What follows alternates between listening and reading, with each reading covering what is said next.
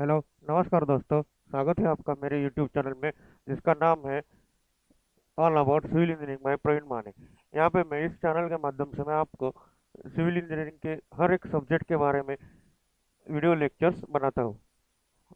तो आज मैंने से पहले मैंने अभी एक वीडियो पोस्ट किया था, all about strength of material. That was demo. मैंने वो डेमो लेक्चर दिया था, उसमें सिर्फ मैंने पावर पॉइंट प्रेजेंटेशन आपके साथ शेयर किया था और आपको पूरे सब्जेक्ट का सिलेबस पावर पॉइंट में दिया था। अभी आज मैं आपको ये चैप्टर वन, उसमें से chapter one unit number one के बारे में कुछ बताने वाला हूँ। पूरा यूनिट नंबर वन मैं आज इस वीडियो के माध्यम से बताने वाला हूँ। तो उसमें ये पहला यूनिट है, उसका नाम है सिंपल स्ट्रेसेस एंड स्ट्रेन। हम simple stresses and strain, stress क्या होती है, स्ट्रेन क्या होते हैं मटेरियल में, तो वो हम सीखेंगे। तो स्टार्ट करते हैं। तो स्टार्ट करने से पहले, अगर आपने चैनल मेरा सब्सक्राइब नहीं किया है तो आप चैनल सब्सक्राइब कीजिए और अपने दोस्तों को भी बोलिए सब्सक्राइब करने के लिए। और वीडियो अंत तक देखिए, क्योंकि आप अगर वीडियो पूरा देखेंगे तो आपको जो भी नॉलेज मैंने शेयर किया है वो आपको समझ में आएगा। अगर आप इस वीडियो को इंग्लिश में सुनना चाहते हैं तो आप मुझे मैसेज करो, या मैं इसका इंग्लिश में वर्जन भी बनाने वाला हूँ।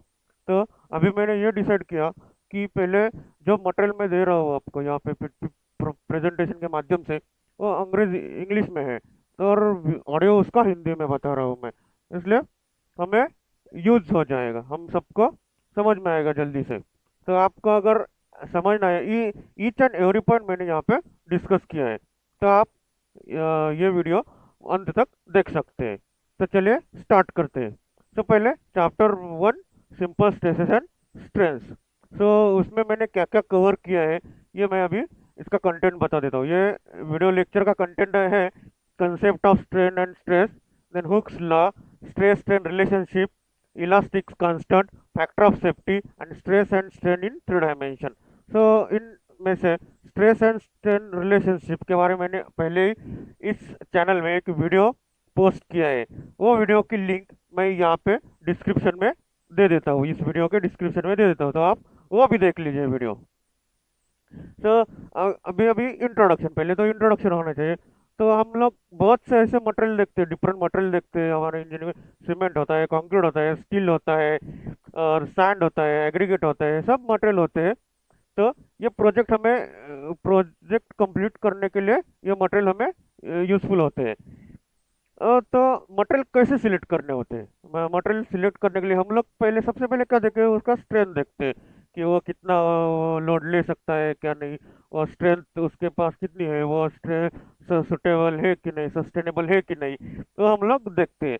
तो इसको ही स्ट्रेंथ ऑफ मटेरियल कहते हैं। क्या कहते हैं? तो definition is the ability of element of the structure to resist its failure under the application of external force is known as strength of material, and the ability of to resist deformation is known as stiffness of that material।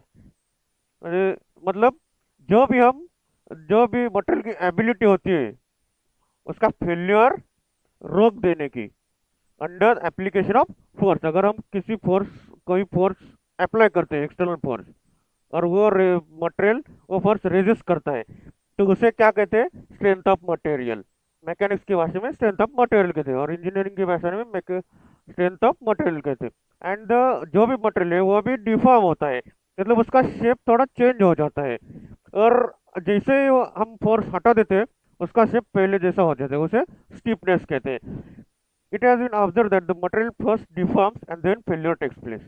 A detailed study of force and their effects along with suitable protective measure is known as strength of material। Another definition, और एक definition यहाँ पे दे दिया strength of material। Strength of material means in simple word, जो भी हम लोग force apply करेंगे किसी मटेरियल पे, अगर वो मटेरियल वो फोर्स रेजिस्ट करता है, फेल नहीं होता, तो जो एबिलिटी है वो उस मटेरियल की, उसे स्ट्रेंथ ऑफ मटेरियल कहते हैं। Now behaviour of material, behaviour कैसा होता है material? whenever force act on body it undergoes deformation। मतलब उसका थोड़ा डिफॉर्म हो जाती है बॉडी, शेप थोड़ा चेंज हो जाता है, and some resistance to deformation. और उसके बाद अब हम जब वो फोर्स रिमूव कर देते हैं, निकाल लेते हैं, तो वो बॉडी अपने ओरिजिनल शेप में आ जाती है। अगर ऐसी प्रॉपर्टी है बॉडी की, तो उसे क्या कहते हैं? इलास्टिक लिमिट कहते हैं। It's a elastic limit. Then elasticity, elasticity क्या होता है? The ability of material to retain its original shape and size perfectly after removal of load is known as elasticity. Elastic limit, limit within which the body behaves perfectly elastic is known as elastic limit. मतलब अगर देखिए rubber होता है, rubber को हम दोनों तरफ से खींच देते हैं तो वो उसकी लेंथ चेंज होती है, और हम खींचना छोड़ देते हैं तो रबर अपनी पहली पोजीशन ले लेता है, छोटा सा बन जाता है। तो वो क्या है? Elastic material. This is the example of elastic material. ये इलास्टिक मटेरियल है, और उसकी जो प्रॉपर्टी है उसको इलास्टिक लिमिट कहते हैं। Then stress. अभी स्ट्रेस क्या होता है? तो stress, it is in other word, stress is internal resistive force for body. अभी हम लोग क्या करते हैं कि कोई भी एक बॉडी रहेगी तो उनको हम फोर्स अप्लाई कर देते हैं, एक्सटर्नल फोर्स अप्लाई कर देते हैं, तो वो बॉडी वहीं के वहीं रह जाती है, वो बॉडी हिलती नहीं। सपोज एक बिल्डिंग का कॉलम है, उसमें हमने फोर्स अप्लाई किया तो कॉलम हिलता नहीं। क्यों नहीं हिलता? क्योंकि अंदर से कुछ सबसे ज़्यादा फोर्स, इस जो हमने अप्लाई किया है उससे ज़्यादा फोर्स अप्लाई हो रहा होता है, तो उसके वजह से वो कॉलम और वो मटेरियल और वो बॉडी अपनी जगह से नहीं हिलती, और वो बॉडी चेंज नहीं हो जाती है, उसका डिफॉर्मेशन नहीं होता। तो वो फोर्स क्या होता है? इंटरनल फोर्स जो होता है वो, और इंटरनल रेजिस्टेंस बोलते हैं उसका। फोर्स भी नहीं, फोर्स हम बाहर से अप्लाई करते हैं, इंटरनल रेजिस्टेंस होता है, तो वो उसको कहते हैं stress. So every material is elastic in nature, that's why whenever external force acts on body, body undergoes deformation. As the body undergoes deformation, its molecule set up some resistance to the deformation. Resistance per unit deformation is known as stress. So resistance per unit deformation. So simple word, internal resistance force is called as the stress. तो stress का simple formula है, ये इस symbol का sigma कहते हैं, stress को denote करते हैं ऐसे, और stress is equal to load divided by area. मतलब ये मैथमेटिकल फॉर्मूला है स्ट्रेस निकालने के लिए। तो P divide by, P is the force acting on body and A is the area on which force is acted, so that is P by A। उसका unit newton per mm square होता है। Force का unit newton, area का unit metre square, mm square, that is newton per mm square, और उसको कहते हैं MPa, mega pascal और गीगा पास्कल। और यहाँ पे एक नोट रहेगी, tensile stresses will be treated as positive and compressive stresses is treated as negative. Tensile process force क्या होता है? तो हम लोग खींचते हैं बॉडी, बॉडी खींचते हैं, और कंप्रेशन क्या होता है? हम बॉडी कंप्रेस करते हैं, हम बॉडी कंप्रेस करते हैं। तो यहाँ पे in tensile state when will say tensile stresses, हम लोग ऐसे कब कह सकते हैं कि टेंसाइल स्ट्रेसेस डेवलप हो गए बॉडी में? अगर दोनों तरफ से फोर्स अपोजिट डायरेक्शन में हो बॉडी में, सेम बॉडी में। और कंप्रेसिव स्ट्रेसेस कैसे होती है? तो अगर बॉडी में दोनों तरफ से फोर्स सेम डायरेक्शन में हो तो वो कंप्रेसिव होते हैं। तो tensile stresses will B positive and compressive stresses will be negative. This is the sign convention. Then strain. Strain is nothing but it is the ratio of change in dimension to the original dimension. अभी हमने देखा body elastic है, अगर हमने force apply किया तो body dimension उसका change हो जाएगा। तो ratio of change in dimension to the original dimension is denoted as strain.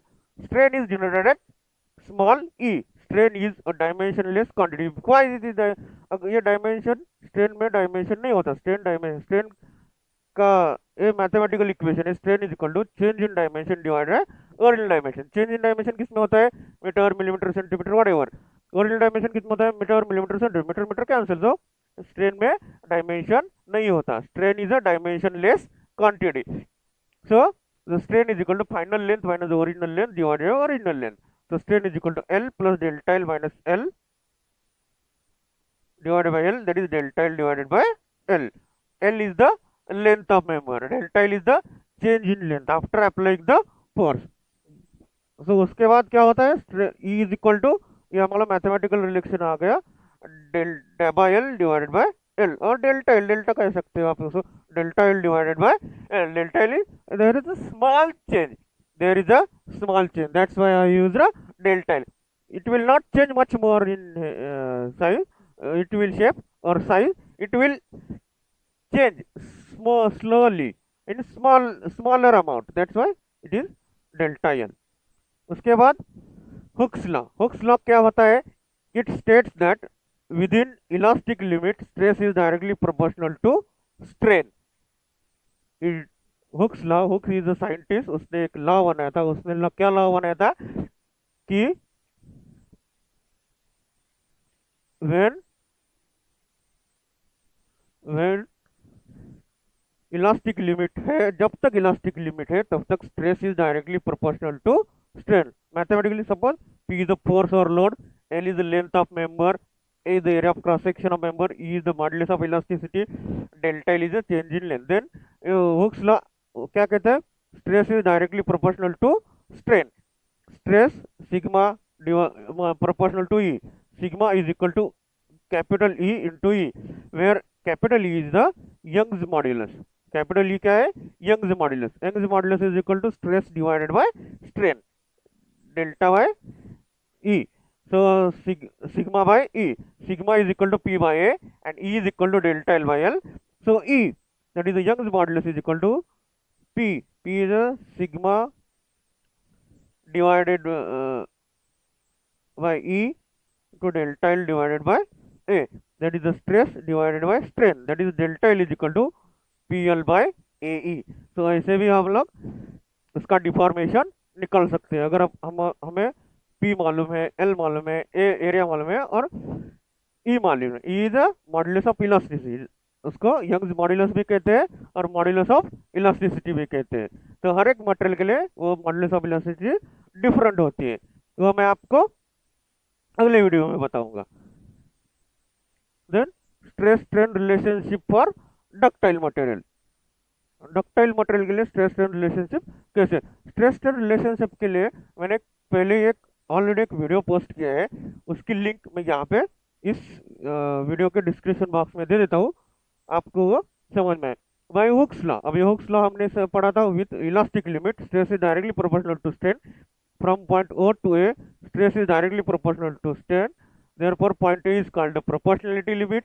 After that, at point B, mild steel regain its size and shape after removal of load. This point is called as elastic limit. At point C, stress remains constant and strain increases and material enters a plastic zone. Plastic zone means material deform होता है और अगर load remove करते हैं तो अपने पुराने shape में नहीं आता है. और उसका ये जो भी मैंने एक्सप्लेनेशन दिया है उसकी फिगर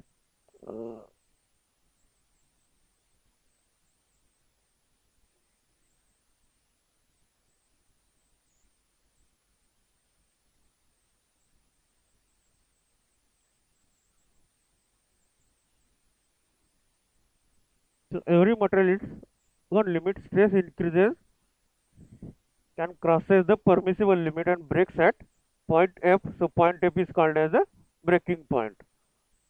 इसकी इमेज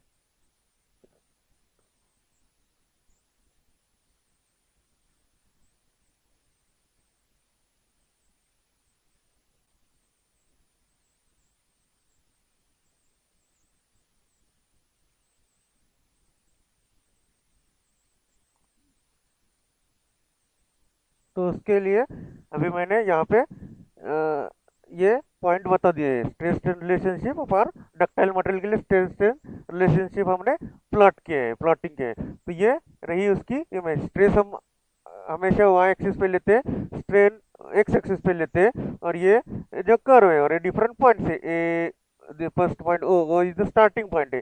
ABCDEF और ABCDEF ये पॉइंट क्या है ये मैंने इस एक्सप्लेनेशन में बता दिया और पहले मैंने बता दिया था. नाउ हम आगे जाते हैं. स्ट्रेस स्ट्रेन रिलेशनशिप पर ब्रिटल मटेरियल. तो ब्रिटल मटेरियल क्या होता है? ब्रिटल होता है, वो टूट जाता है. जैसे द इनिशियल पॉइंट O है of the graph is straight line It indicates that stress is directly proportional to strain, hence Hooke's law is obeyed. The stress corresponding to point A is called elastic limit. If stresses corresponding to point E is removed, then wire regain its original length completely. तो उसके लिए उसे क्या कहते हैं, stress analysis of brittle material. तो यहाँ पे हम लोग एक न्यूमेरिकल ले लेते हैं. A bar of length 1.2 meter extends through 3 mm under the action of axial pull of 2.5 kilonewton. Compute strain in material if the diameter of bar is 20 mm. Find the stress in the bar. Second is the wooden bar of 8 meter long, 100 mm wide and 120 mm thick is subjected to an action pull of 50 kilonewton and stretch is 4 mm. Calculate value of the strain for the material. तो stress strain and modulus elasticity है हमें निकलना है. So short timber, ये सब problem है आपको. ये कैसे सॉल्व करना है, तो हमें स्ट्रेस क्या होता है, स्ट्रेस और स्ट्रेन का मैंने फॉर्मूला आपको पहले बता दिया था. आप इसके हिसाब से सॉल्व कीजिए. अगर नहीं समझ में आया तो उसके सॉल्यूशन में एक वीडियो बनाने वाला हूँ, उसमें सब न्यूमेरिकल के सॉल्यूशन देने वाला हूँ. अभी आप सिर्फ थियोरेटिकल पार्ट में समझा देता हूँ इस वीडियो में. Then factor of safety. Factor of safety क्या होता है? It is the ratio of maximum stress to the working stress. So there are factor of safety maximum stress to the working stress. मतलब maximum stress कितना है और working stress कितना है, उसका अगर रेशियो हम ले लेते हैं वो factor of safety होता है. In case of ductile material, failure of material occurs once it reaches plastic deformation. Hence, factor of safety is based on upon yield point stress. Yield point की जो stress होती है उसके हिसाब से factor of safety होता है for ductile material. For brittle material it will be different, और डक्टाइल मटेरियल के लिए डिफरेंट होता है और ये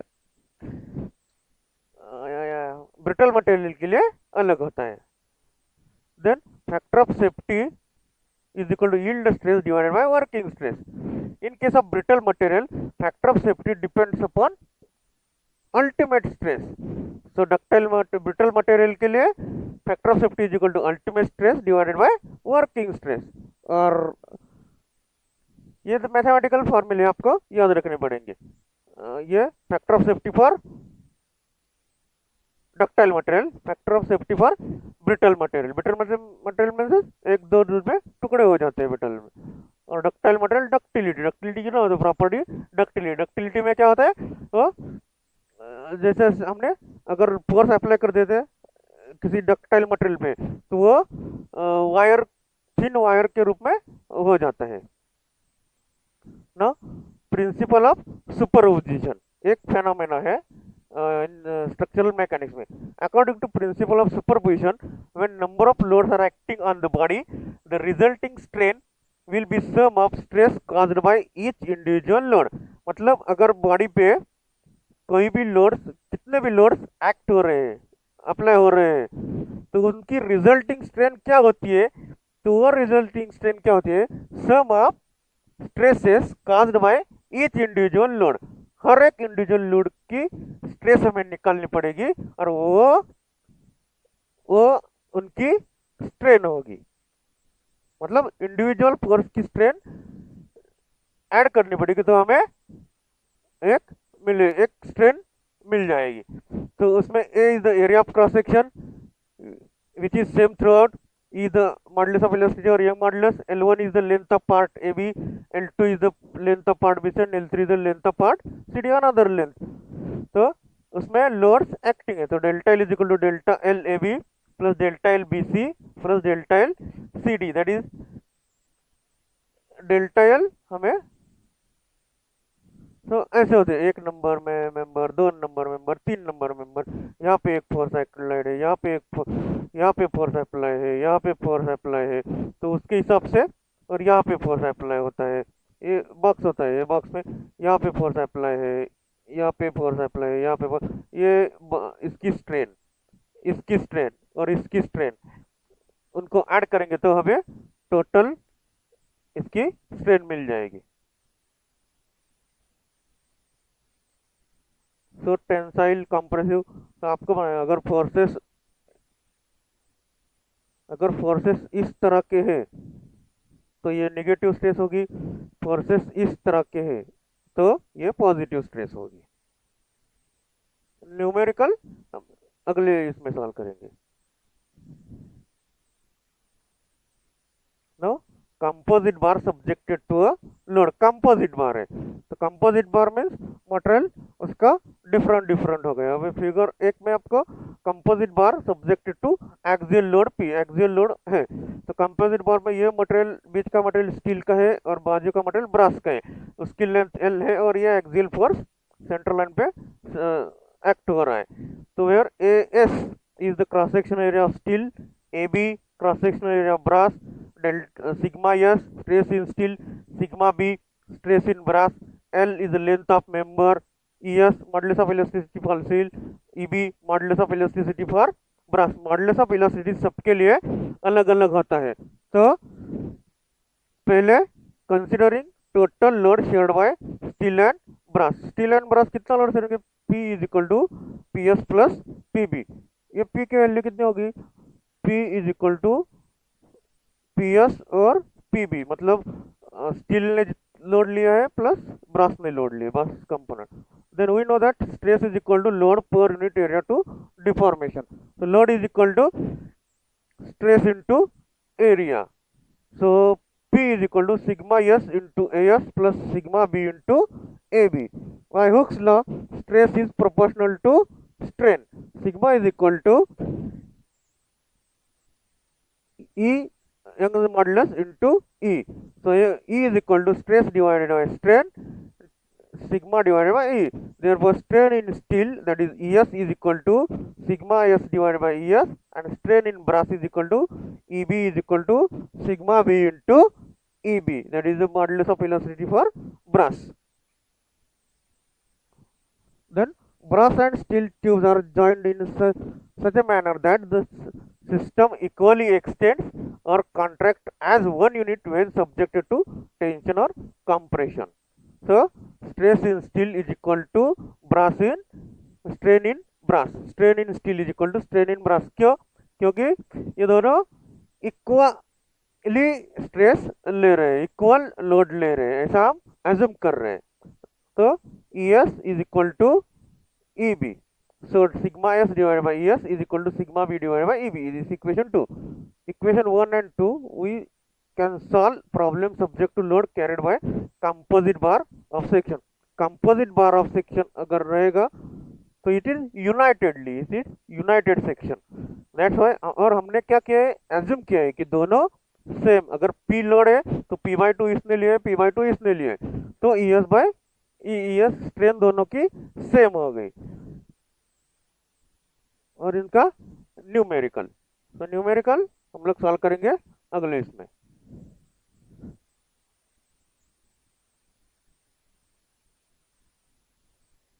then thermal stresses and strain. Thermal means temperature high किया तो उसमें स्ट्रेसेस कितने आएंगे और स्ट्रेन कितने आए, उसको थर्मल स्ट्रेसेस और स्ट्रेन कहते हैं। A change in temperature of an object tends to produce change in its dimension. It is a property of material to expand or contract at further change in temperature. If these natural tendencies are allowed, then there is no strain and no stress is developed in the member. If deformation of body is prevented, some stresses are induced in the body. Such stresses are called as the thermal stress and corresponding strains are called as the thermal strain।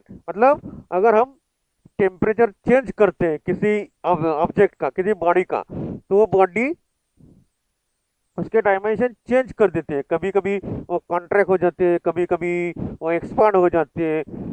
ये property, और वो property की वजह से, ये change in temperature की वजह से जो भी स्ट्रेसेस और स्ट्रेन डेवलप होते हैं वो बॉडी में, उसे thermal stresses and thermal strain कहते हैं। तो थर्मल स्ट्रेन की डेफिनेशन दिस, ये फॉर्मूला है उसका mathematical, thermal strain is equal to change in length जो है और सेम है, फॉर्मूला सेम है, सिर्फ वो चेंज किस वजह से आया है, तो टेम्परेचर चेंज की वजह से आया है। टेम्परेचर कम ज़्यादा हो गया तो इसलिए उसे थर्मल कहते हैं, थर्मल स्ट्रेस और थर्मल स्ट्रेन कहते हैं। If temperature of an electric body is change and corresponding change in length is totally and partially, then strain set up in member is called as the thermal strain। Thermal strains are usually reversible in nature since that member retain its original shape when it is brought to a original temperature. And thermal stress, if a body allowed to expand or contract freely with rise or fall in temperature, then no stresses are induced in the body. If this expansion or contraction is prevented, then internal resisting forces are developed. Stresses caused by these internal processes are called as thermal stresses. Stress developed is in accordance with the change in length prevented. So, according to law of linear expansion, the strain in prismatic bar is proportional to change in temperature. ये law of linear expansion है, as you should know law of linear expansion. In 12th you have studied. According to law of linear expansion, the strain in prismatic bar is proportional to change in temperature. Mathematically, E is the strain in prismatic bar and T is the temperature. E proportional to T. E is proportional to alpha T. This is alpha. This is sign of proportionality. This is equation 1. Then E is equal to alpha T, equation 1, where alpha is the coefficient of thermal expansion. This is the coefficient of thermal expansion. So we know that E is equal to क्या होता है, strain is equal to क्या होता है, delta L divided by L is equal to alpha T. Delta L divided by L is equal to alpha into T. The delta L is equal to alpha TL. This is equation दूसरा. From Hooke's law में क्या कहता है, stress is proportional to strain. In elastic limit, stress is proportional to strain. So sigma is equal to E into capital E. Capital E is Young's modulus or modulus of elasticity, and E is the strain and sigma is the stress. Where E is the Young's modulus? Sigma is equal to alpha TE. That is equation 3. If P is the internal resistive force, P is internal resistive force अगर होगा तो P is equal to sigma into A. Because sigma is a stress. Stress is equal to force divided by area, P by A. So P is, we are rearrange करेंगे mathematical equation. P is equal to sigma into A. So P is equal to sigma की value हमें alpha T as per equation 3, alpha TE into A. ये equation 4 हो गया. तो ये सब चारों इक्वेशन से हम लोग उसके प्रॉब्लम सॉल्व कर सकते हैं. ये सब न्यूमेरिकल से आप इसे सॉल्व करने की कोशिश कीजिए, नहीं तो मैं अगला वीडियो जो बनाने वाला हूँ वो इस चैनल इस यूनिट के सब न्यूमेरिकल में सॉल्व करके दूंगा. जहाँ जो भी न्यूमेरिकल मैंने इसमें सिलेक्ट किए वो सब मैं उसका सॉल्यूशन बताने वाला हूँ. आज मैं सिर्फ थियोरेटिकल पार्ट बताने वाला हूँ. इस लेक्चर में थियोरेटिकल पार्ट बताने वाला हूँ. अगले लेक्चर में मैं उसका वीडियो उसके न्यूमेरिकल्स का सॉल्यूशन बताऊंगा. Then types of loaded bar. So prismatic bar having uniform cross section throughout length is called prismatic bar. Bar having uniform cross section area throughout the length. पूरे length में उसका cross section area अगर same रहेगा तो उसे prismatic बार कहते हैं. Non prismatic बार cross sectional area same नहीं होगा through out the section, cross section area change होगा. देन कंपोजिट बार मीन्स बार मटेरियल, बार का मटेरियल अलग अलग होगा तो उसे कंपोजिट बार कहते हैं.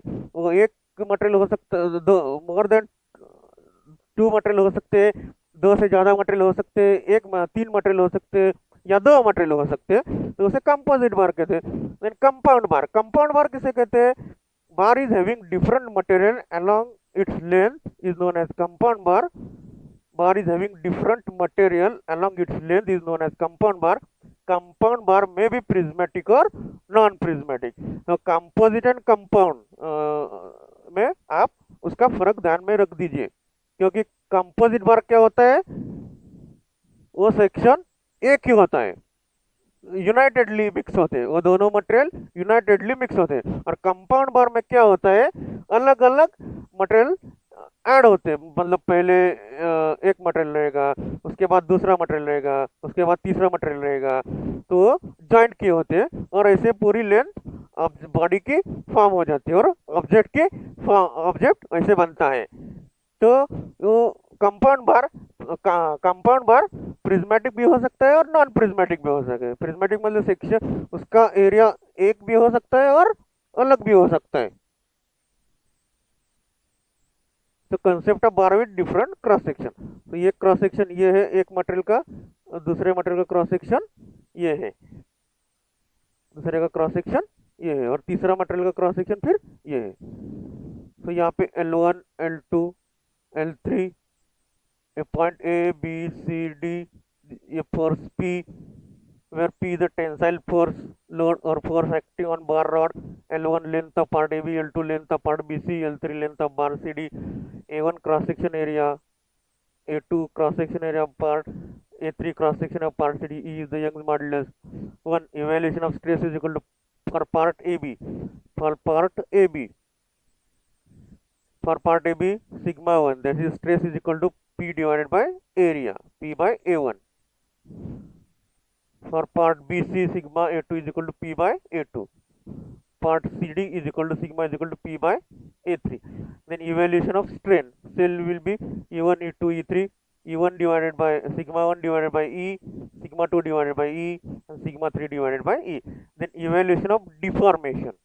डिफॉर्मेशन कैसे निकालेंगे, delta L1 is equal to E1 into L1, for BC delta L2 is equal to E2 into L2, for delta 3 is equal to E3 into L3.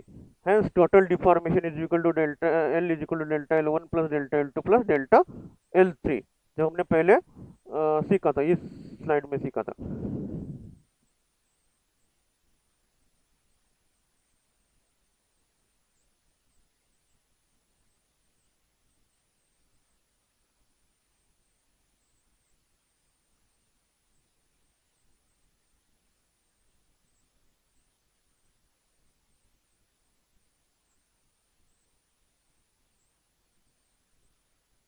यहाँ पे हमें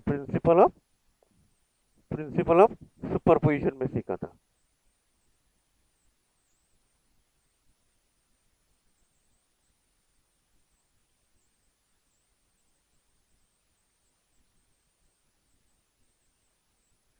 मैंने न्यूमेरिकल है, न्यूमेरिकल में आपको अगले सेक्शन में बताऊंगा.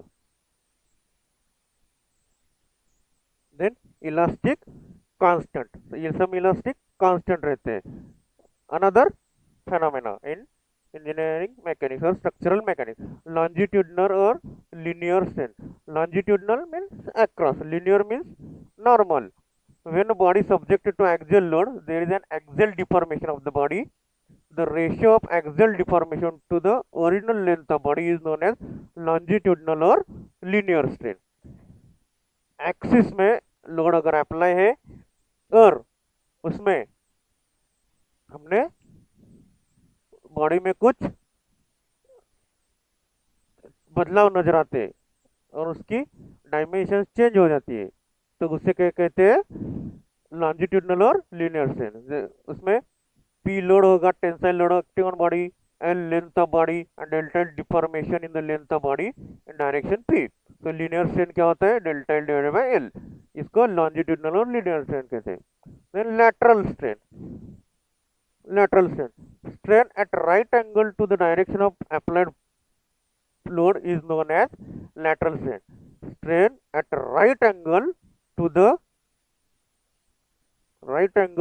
applied load, load जैसा अप्लाइड के उसके राइट एंगल में अगर डिफॉर्मेशन हो गया तो उसे क्या कहते हैं, उसे कहते हैं lateral strain. So consider rectangular bar of length L, breadth B and depth D. Rectangular bar of length L, breadth B and depth D, subject to axial force P, axial force P, axial force P. Then length of bar will increase while breadth and depth will decrease. अगर length increase हो गई तो breadth और depth decrease हो जाएगी. तो ये section ऐसे दिखेगा, ऐसे दिखेगा.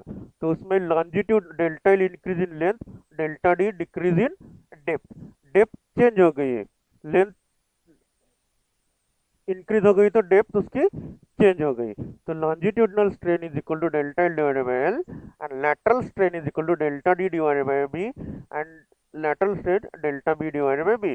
अगर लेंथ चेंज होगी तो उसका सेक्शन का ब्रेड्थ और डेप्थ दोनों चेंज होगी, और ये ब्रेड्थ और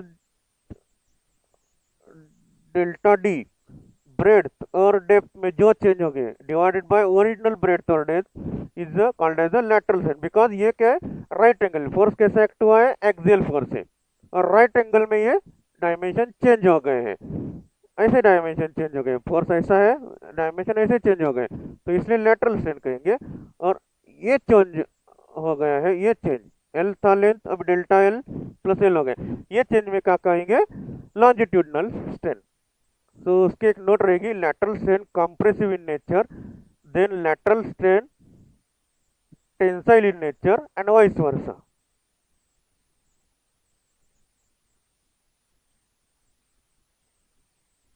तो हियर समथिंग इज मिसिंग, अगर लॉन्जिट्यूडनल स्ट्रेन पॉजिटिव है तो लैटरल स्ट्रेन नेगेटिव रहेगी, और लॉन्जिट्यूडनल स्ट्रेन नेगेटिव है तो लैटरल स्ट्रेन पॉजिटिव रहेगी। ये दोनों एक दूसरे के अपोजिट रहेंगे, इसका साइन कन्वेंशन एक दूसरे के अपोजिट रहेंगे। Every linear strain in direction of load is composed of lateral strain of opposite kind in all direction perpendicular to load. Then Poisson's ratio, Poisson is scientist, उसने एक ratio बनाया, तो उसके हिसाब से when material is stressed within elastic limit, ratio of lateral strain to the longitudinal strain is constant, which is known as Poisson ratio. अगर हम लोग ये डिनोट कैसे करते हैं, म्यू, इसको म्यू कहते हैं, म्यू और 1/m ऐसे भी डिनोट करते हैं, इसको नोटेशन है म्यू और 1/m।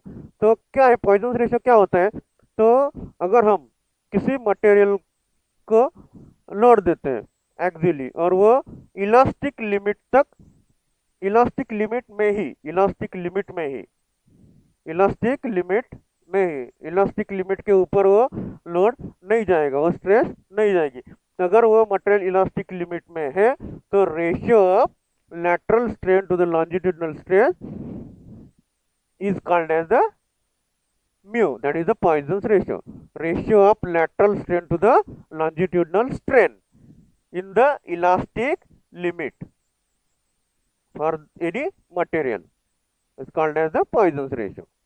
तो इसके इस फॉर्मूले के ऊपर भी न्यूमेरिकल्स रहेंगे, तो हम लोग न्यूमेरिकल्स नेक्स्ट वीडियो में देखेंगे।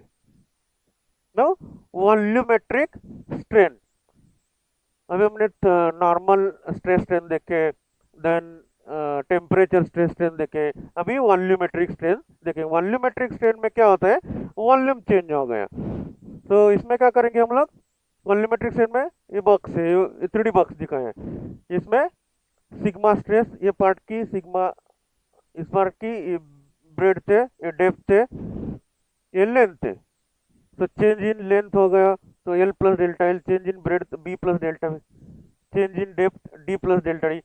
ओरिजिनल वॉल्यूम क्या होता है, L into B into D, original volume इसका क्या रहेगा, L into B into D. Final volume क्या रहेगा, L plus delta L, B plus delta B, D plus delta D इनका। तो चेंज इन वॉल्यूम क्या रहेगा, original volume minus final volume, so delta we is equal to original volume minus final volume mathematically. So delta V L B into delta D, so delta we is equal to linear strain, ये क्या होता है, linear strain होता है, minus 2 into this, 2 into mu linear strain, 2 mu linear strain, L B है same है, तो ये 1 1 2 आ गया। Delta we is equal to linear strain 1 minus 2 mu, 1 minus 2 mu, linear strain बाहर निकल गई, 1 minus 2 mu. So EV is equal to delta L divided by L, volumetric strain is equal to delta L divided by L into 1 minus 2 mu. तो linear strain क्या होता है, उसको put करो, linear strain क्या होता है, EV into L. So mathematically, volumetric strain is equal to delta L divided by L into 1 minus 2 mu. ये volumetric strain होता है। So find the volumetric strain circular rod subject to axial force P along its length. ये numerically. So find the upper volumetric circular. So ये P इसका cross section है, वो circular rod है, ये लेंथ उसका डायमीटर D है। तो ओरिजिनल वॉल्यूम इसका क्या रहेगा, pi by 4 L into D square. तो फाइनल वॉल्यूम क्या रहेगा, pi by 4 L into D plus delta D square minus pi by 4 into L into D square. ये लॉन्जिट्यूडनल स्ट्रेन और longitudinal and lateral. Delta we is equal to original volume minus final volume. तो delta we is equal to original volume minus final volume. Final volume change में होता है। Delta we is equal linear strain minus 2 into mu linear strain. Delta we is equal to linear strain into 1 minus 2 mu.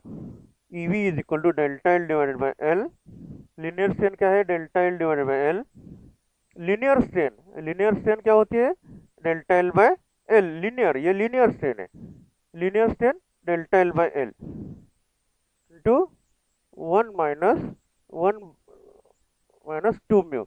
E v is equal to strain in length minus 2 times strain in diameter. तो ये mathematical equation हमारे पास बन गए। E v volumetric strain is equal to strain in length minus 2 times strain in diameter. So here, so sigma x, sigma y, ABCD box से ये उसमें ये स्ट्रेसेस एक्ट है। एक्स डायरेक्शन में एक्स सिग्मा एक्स स्ट्रेस है, y direction में sigma y stress है। Then member subject to loading in x and y direction by means of Poisson's ratio, we can explain Hooke's law of uniaxial loading to element subject to state of biaxial loading. Strain in x direction क्या होगी, sigma s is equal to sigma x divided by e, that is the strain. ये stress है, ये strain है। t tensile रहेगी due to sigma y is equal to mu into sigma upon e into c. Total strain in x direction ex is equal to sigma x upon e minus mu into sigma y upon e Here ये notation गलत है, यहाँ पे strain चाहिए, strain. सो e x e y, यहाँ पे e x रहेगा और यहाँ पे e y रहेगा। So strain in y direction में क्या होगा, due to sigma X is equal to mu into sigma X divided by E, ये कॉम्प्रेसिव रहेगी। ड्यू टू सिग्मा वाई, ये टेंसाइल रहेगी y डायरेक्शन में। So total strain in y direction is equal to ey is equal to sigma y upon e minus mu into sigma x upon e. So it is equation 2. So element subjected to state of triaxial loading due to sigma y is equal to mu into sigma y upon e due to sigma z is equal to mu sigma z upon e। compression, ये compressive stress रहेगी। total strain in x direction is equal to sigma ex is equal to sigma x upon e minus mu into sigma y upon e minus mu into sigma z upon e। compressive stress negative और tensile stress positive। strain in y direction same way we need to calculate total strain in y direction, strain in z direction। so all three direction we need to calculate the strain, and by adding 1 2 3 equations, so strain in x y z direction will get ev is equal to linear strain 1 minus 2 mu. ये हमारा equation है, इसका ये proof है, ये equation है। ये equation कैसे आता है, वो उसका प्रूफ है ये। और उसके बाद न्यूमेरिकल। देन बल्क मॉड्यूलस एक नया कंसेप्ट है। When body is subjected to mutually perpendicular like and direct stresses, the ratio of direct stress to the corresponding volumetric strain is found to be constant for given material. ये आपको memorize करना पड़ेगा। When the deformation are within the certain limit, the ratio is known as bulk modulus and it is generated by k. K is equal to bulk modulus, which is equal to direct stress divided by volumetric strain. So K is equal to bulk modulus is equal to direct stress divided by volumetric strain. Direct stress sigma divided by EV. K is equal to sigma divided by delta V by V. EV क्या होता है, delta V by V, change in volume divided by total original volume, that is the volumetric strain, direct stress और volumetric strain का ratio bulk modulus. The relation between bulk modulus and modulus of elasticity, ये उसका जो हमने ये देखा बल्क मॉडुलस का इक्वेशन, इसका प्रूफ यहाँ पे है। Relation between bulk modulus and modulus of elasticity, bulk modulus k and e, हमें रिलेशन क्या है, k and e. Consider cube A B C D E F G H, ये क्यूब है, ये y direction, x direction, z direction, sigma z, sigma x, sigma y. Stresses are acting mutually perpendicular, equal and direct stresses are shown in figure. Then strain in AB is equal to delta L by L. Strain in AB due to sigma on AEHD.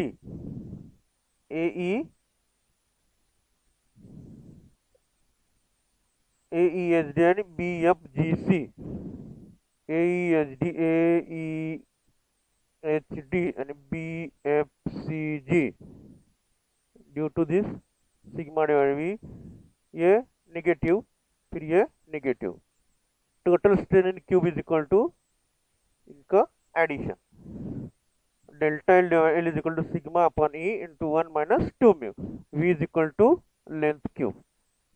Volume क्या होता है उसका, length cube, length breadth depth same ही है तो cube है, cube मतलब उसका सब डायमेंशन सेम रहेंगे। So v is equal to l cube original volume, delta l change in length, delta v change in volume, delta v is equal to 3l square delta l, 3l square delta l, 3l square delta l, then ev is equal to delta v divided by v, delta v कैसे change in volume, volume कैसे change होता है, delta v divide v, delta v की value put करो, v की value put करो और आपको आंसर मिल जाए, k is equal to sigma divided by e v, k is equal to sigma divided by 3 divided by sigma divided by e into 1 minus 2 mu, e v की value ये है, तो e is equal to 3k into bracket 1 minus 2 mu and mu is equal to 3k minus e divided by 6 mu, 3k minus e divided by 6 mu by rearranging this equation. This is the proof for relation between E and K. Now this is numericals. Now shear stresses. Shear stress induced in a body when subjected to equal and opposite forces which are acting tangentially across the resisting section is known as shear stress and is denoted by tau. This is tau. Tau is equal to shear force divided by resisting area. So when body is subjected to equal and opposite forces, then it is the shear stress. Shear strain is nothing but distortion per unit length. Shear strain is denoted by pi is equal to a dash upon ad is equal to delta L divided by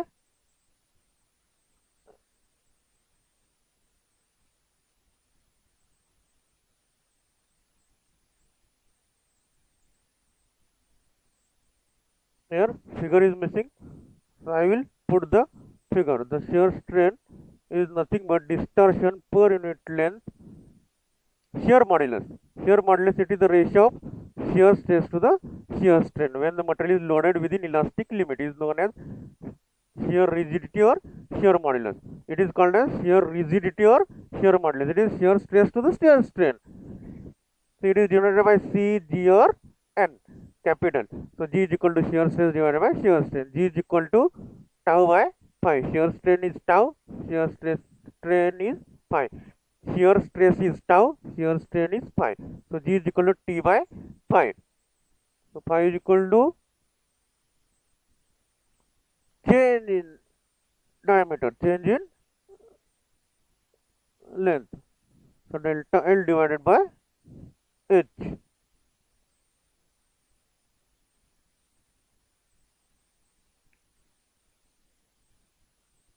H is the height of the body. two equal and opposite forces which are acting tangentially across each other. Equal and opposite tangentially to each other. If the two forces are tangentially acting, then only it is shear stress and shear strain concept.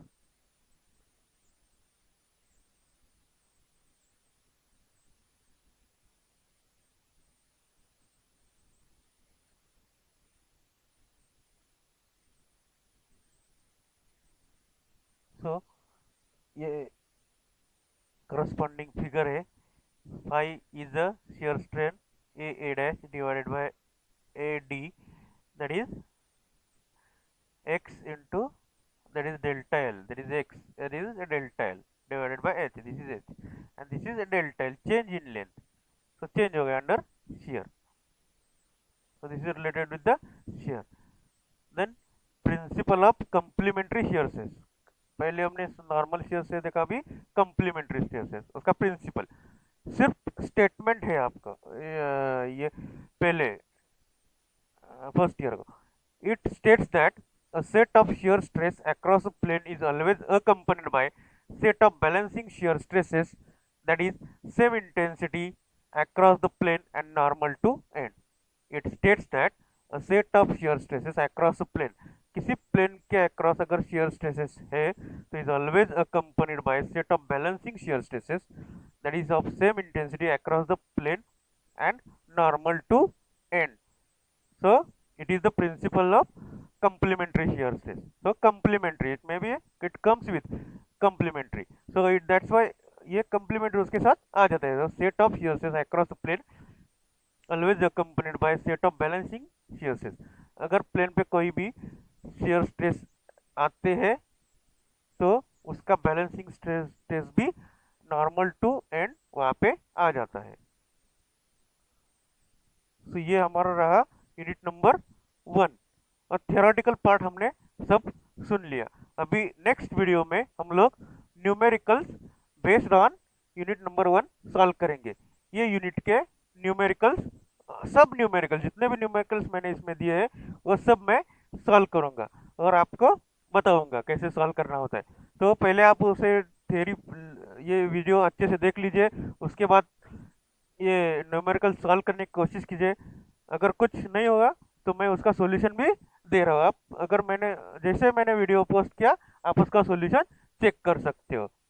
और उसके बाद lecture में हम लोग देखेंगे unit number 2, that is chapter 2, that is combined direct and bending stresses, combined direct stresses and combined bending stresses. तो उसके बारे में हम लोग चैप्टर 2 में देखेंगे. सेम प्रोसीजर मैं फॉलो करूंगा. पहले मैं सब थियोरेटिकल पार्ट बताऊंगा, थियोरेटिकल पार्ट बताने के बाद दूसरा वीडियो मैं बनाऊंगा, उसमें उस चैप्टर के सारे न्यूमेरिकल स्टेप बाय स्टेप मैं सॉल्व करके बताऊंगा. अगर आपको ये वीडियो अच्छा लगे तो शेयर जरूर कीजिए, वीडियो अंत तक देखिए. अगर आपको अच्छा लगे तो शेयर जरूर कीजिए, चैनल सब्सक्राइब कीजिए.